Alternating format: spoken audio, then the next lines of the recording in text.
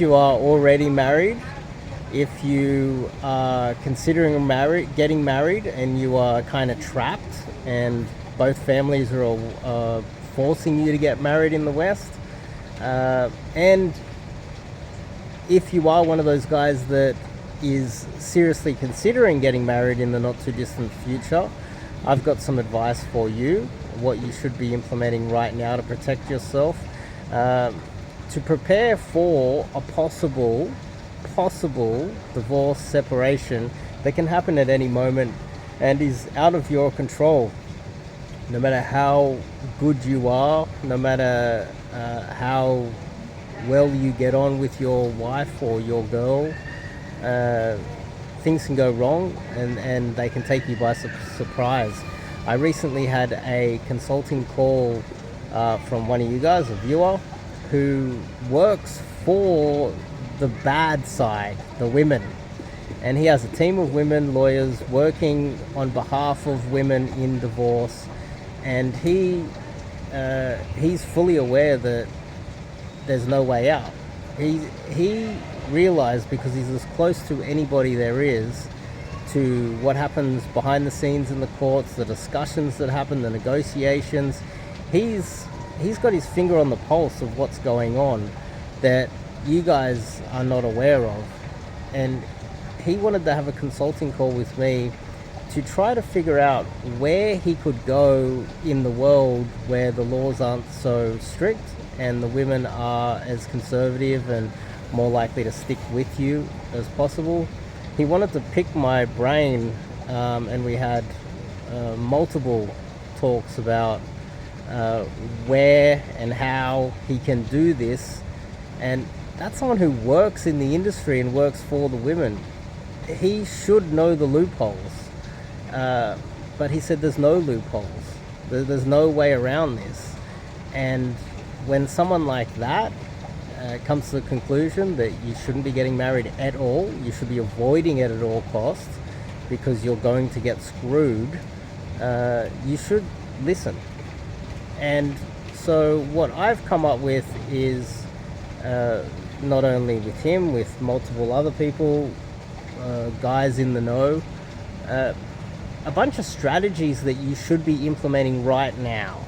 And one of the number one strategy that you should be implementing, even if you are preparing to get married, you're engaged, both families, it's sort of like an arranged thing and there's a lot of pressure on you and there's no way you can get out of it, or you recently married, or you've been married for a very long time and you feel quite secure in your marriage, or maybe there's some cracks showing and you just want to hear out some free resources on YouTube, some free ideas on how you can protect yourself. And that's ultimately what we're trying to do here. So the most simplistic way is look at your finances, look at all of the surplus cash, wealth that you have, and try to figure out how can you know your customer, non-KYC.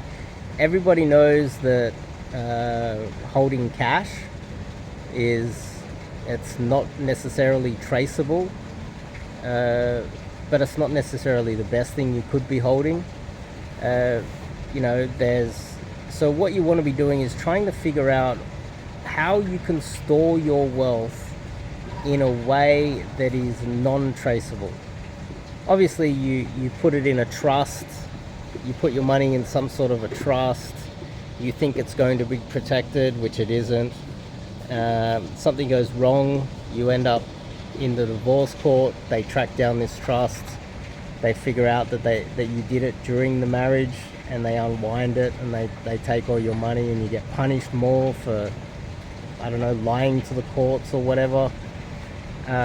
Anything that can be traced, you should not be storing your wealth in there. And regardless of how secure you are in your marriage and how awesome your wife is, or your future wife is, and how secure you feel, you should prepare for the worst regardless, and you should be storing your wealth. You should, in fact, during your marriage, be saving cash on the side, telling her that you might have gambled it, or you might have went out drinking with the guys, or you were playing some poker and you lost it there, or you went to the football game and you're spending a little bit more money. Instead, what you should be doing is you should be storing it somewhere that cannot be traced. And now, anything physical can be traced as well. You run the risk of them finding it. So let's just say you start buying physical gold, like gold nuggets, even little gold nuggets, and you hold like a little bag of gold nuggets. If she was to find it, then she'll be aware that it exists, and you should be very careful if you were to start doing that.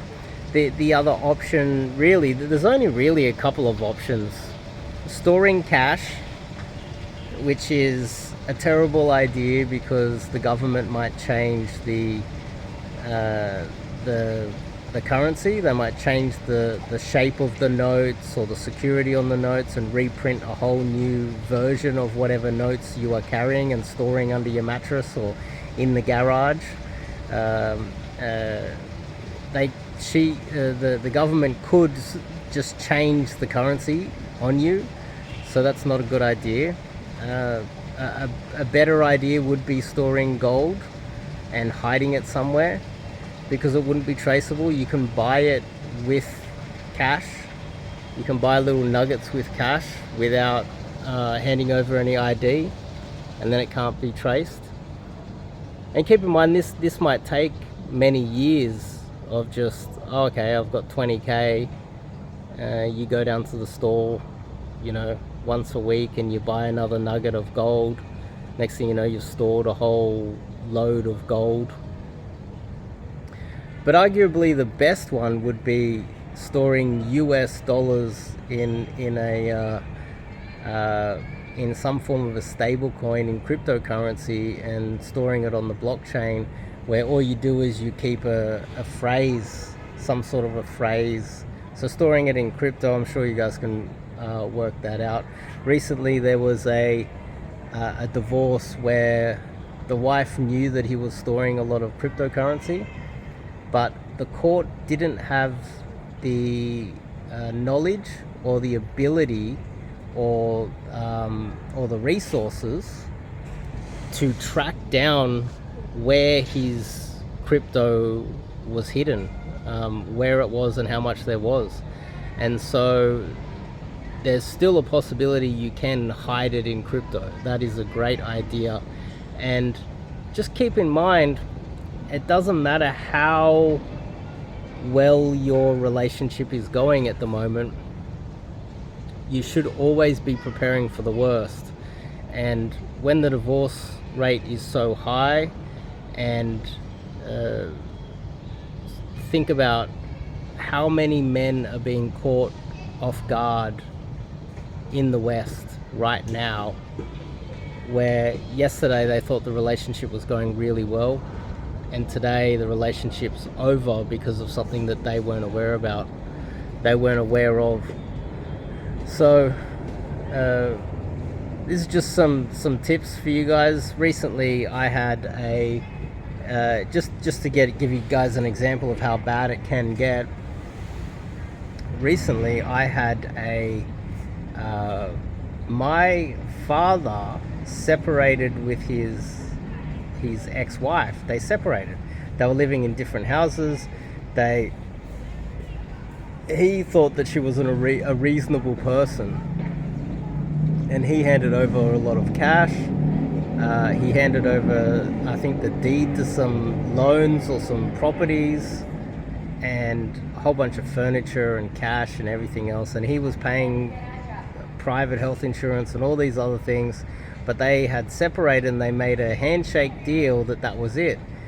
And they were separated for a decade, and they never actually signed the papers of the divorce. He thought that it was already done with. He's like, done, we're done, and everything's okay now. But what she was doing was she was waiting until my father's parents both died, and the moment my father's parents, my grandparents, died, all of their assets went into my father's name. And the moment all of the assets went into my father's name, that was the moment when she then launched the divorce court proceedings and said, oh, we're officially divorced now. And he was caught off guard. He said, hey, I've given you all of this money, we've done a proper separation, it was like a handshake deal, I thought everything was fine.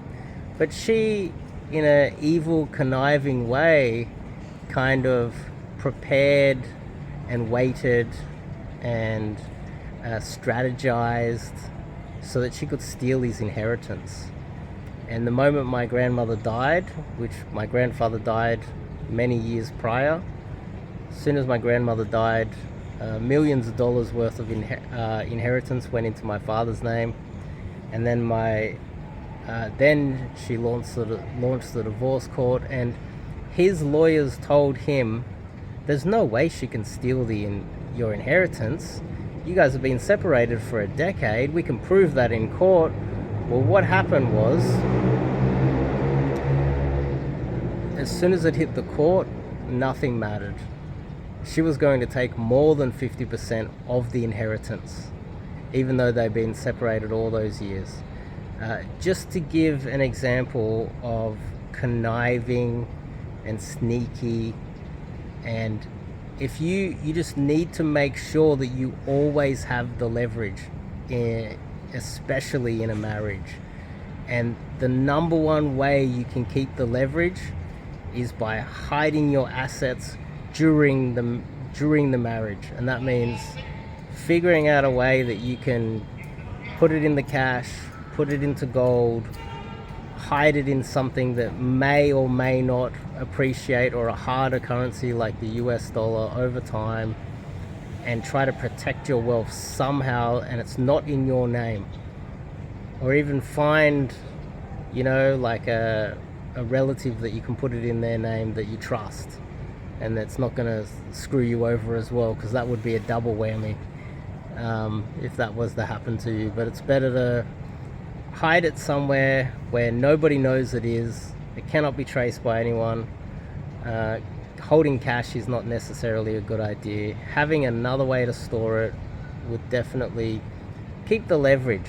You always need that safety blanket, because you never know what's going to happen. And this is what happens with women. They will get you when you least expect it if you are not protecting yourself. And so, in a way, by protecting yourself and hiding your assets, and she kind of suspects that that's what you're doing, she will respect you more and is more likely to stick around, knowing that you will always be independent financially from her, and the divorce court can't get at it. In a weird way, that will make her more likely to stick with you as well, and respect you more. So if you like this video, if you like this message, give me a thumbs up, and hopefully it's been helpful. I think if every married man in the West right now started hiding his assets, I think the world would be a better place. The divorce court would have less money to throw around and steal and put in the pockets of lawyers and courts, corrupt courts, criminal lawyers, thieves. And I think a lot more men will be a lot more financially secure. So anyway, hopefully that's been helpful. I'll see you guys in the next video.